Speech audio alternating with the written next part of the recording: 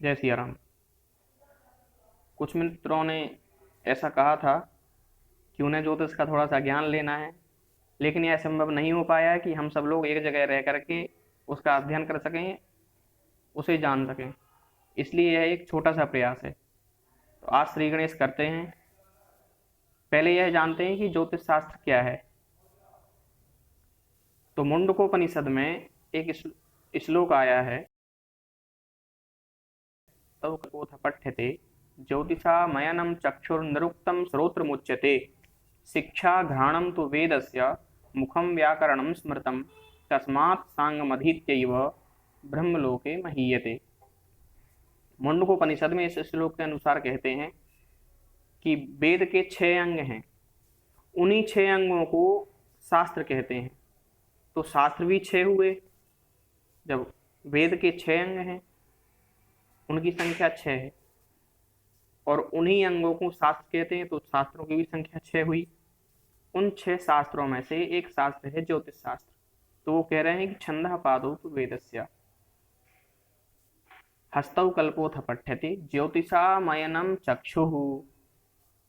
जो वेद के नेत्रों के स्वरूप में ज्योतिष शास्त्र को बतलाया गया है। अब नेत्रों का कार्य क्या होता है? देखना, अच्छा बुरा देखना, भविष्य का देखना, वर्तमान को देखते हुए चलना। इसलिए ज्योतिष को वेद स्वरूप के नेत्र बताया गया है। अंगों में नेत्र है ज्योतिष शास्त्र वेद का। नारद जी इसके लिए कहते हैं कि वेदस्य निर्मलम चक्षु ज्योतिष शास्त्रम कलमसम विनयी तद अखिलम कर्म श्रौत स्मार्तम न सिद्ध्यति। नारद जी कह रहे हैं कि वेदस्य निर्मलम चक्षु, जो वेद पुरुष रूपी उनके नेत्र ज्योतिष शास्त्र है। विनयी तद अखिलम कर्म, बिना एतद अखिलम कर्म, बिना एतद इसके बिना अखिलम निश्चय ही कर्म श्रोत्र स्मार्तम न सिद्ध्यति। श्रौत और स्मार्त कार्य सिद्ध नहीं हो सकते बिना ज्योतिष ज्ञान के। श्रौत स्मार्त क्या है? श्रौत इत्युक्ते वेदोक्त, स्मार्त इत्युक्ते लौकिक। लौकिक में हमारे 16 संस्कार आ जाते हैं, वर्णों की व्यवस्थाएं आ जाती हैं, और वेदोक्त कार्यों में यज्ञादि इत्यादि जो भी पूजा पाठ के कार्य होते हैं वह सब आ जाते हैं। बिना ज्योतिष के यह संभव नहीं है।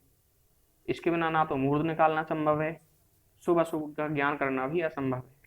इसलिए नारद जी ने ज्योतिष शास्त्र की यह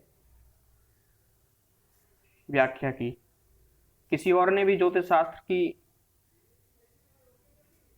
व्याख्या करते हुए या अपने विषय को बहुत अच्छा बताते हुए कहा है, अप्रत्यक्षाणि शास्त्राणि विवादस्तेषु केवलम प्रत्यक्षम ज्योतिषम शास्त्रम चंद्रार्कौ यत्र साक्षिणौ। अप्रत्यक्षाणि शास्त्राणि, अन्य जो शास्त्र हैं ज्योतिष के अलावा वह अप्रत्यक्ष हैं। उनमें जब शास्त्रार्थ होता है तो वाद विवाद की स्थिति निश्चय ही होती है। प्रत्यक्षम ज्योतिषम शास्त्रम, लेकिन यह ज्योतिष शास्त्र जो है वह प्रत्यक्ष है। तो किसी ने कहा क्या है इसमें प्रत्यक्ष? तो वह कहते हैं चंद्रार्कौ यत्र साक्षिणौ। यह चंद्र और सूर्य प्रत्यक्ष दिखाई देते हैं, इसलिए यह साक्षी हैं कि ज्योतिष शास्त्र भी है। आगे इसके प्रवर्तक कौन कौन से हुए? इसके 18 ही प्रवर्तक हुए हैं आदिकाल में। सबसे पहले 18 व्यक्ति ही महापुरुष या भगवान ऐसे के स्वरूप जो थे, वह 18 लोग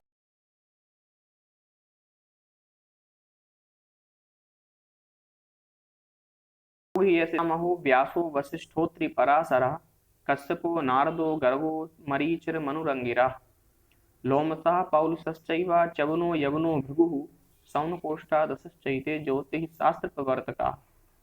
यह ज्योतिष शास्त्र के प्रवर्तक थे 18। यही 18 प्रवर्तक थे। किसी परीक्षा में आपसे पूछा जा सकता है, सबसे पहले की जो एक श्लोक आया है छंदः पादौ तु वेदस्य, इसमें वेद के 6 अंग बतलाए गए हैं। परीक्षाओं में आपसे पूछा जा सकता है कि कौन सा अंग कौन सा शास्त्र है, इसके लिए आप इसे याद कर लेना। आगे चल के यह 18 जो प्रवर्तक हैं ज्योतिष से, यह भी आपसे पूछा जा सकता है। कि 18 प्रवर्तक कौन कौन से थे। तो यह 18 प्रवर्तक थे जो इस